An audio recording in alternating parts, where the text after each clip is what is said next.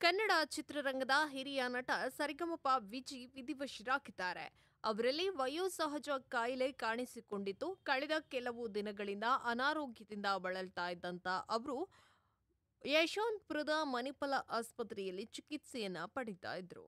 ಆದರೆ ಇಂದು ಅಂದ್ರೆ ಜನವರಿ 15ರಂದು ಬುಧವಾರ ಚಿಕಿತ್ಸೆ ಫಲಕಾರಿಯಾಗದೆ ಆಸ್ಪತ್ರೆಯಲ್ಲಿ ಕೊನೆಯುಸಿರನ್ನ ಎಳೆದಿದ್ದಾರೆ.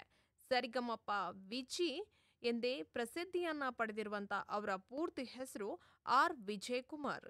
ಮೊದಲು ರಂಗಭೂಮಿಯಲ್ಲಿ ಗುರುತಿಸಿಕೊಂಡಿದ್ದಂತ ಇವರು ಸರಿಗಮಪ ವಿಜಿ ಎಂದು ಕರೆಯಲಾಗ್ತಾ ಇತ್ತು.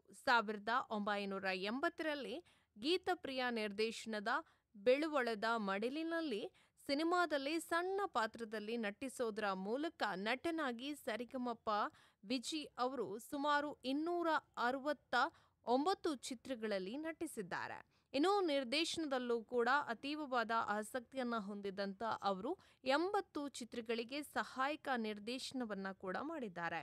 ಅಲ್ಲದೆ 2400 ಧಾರಾವಾಹಿಗಳನ್ನ ನಿರ್ದೇಶನದ ಜೊತೆಗೆ ನಟನೆ ಕೂಡ ಮಾಡಿದ್ದಾರೆ. ಅಲ್ಲದೆ 1390ಕ್ಕೂ ಹೆಚ್ಚು ನಾಟಕಗಳನ್ನು ಪ್ರದರ್ಶಿಸಿದ್ದು ಮತ್ತು ನಿರ್ದೇಶನ ಕೂಡ ಮಾಡಿದ್ದ ಇವರು ನಿರ್ದೇಶನ ಮಾಡಿದ ನಾಟಕಗಳು ಕರ್ನಾಟಕ ಮಾತ್ರವಲ್ಲದೆ ಬೇರೆ ರಾಜ್ಯಗಳಲ್ಲೂ ಕೂಡ ಪ್ರದರ್ಶನವನ್ನ ಕಂಡಿತು.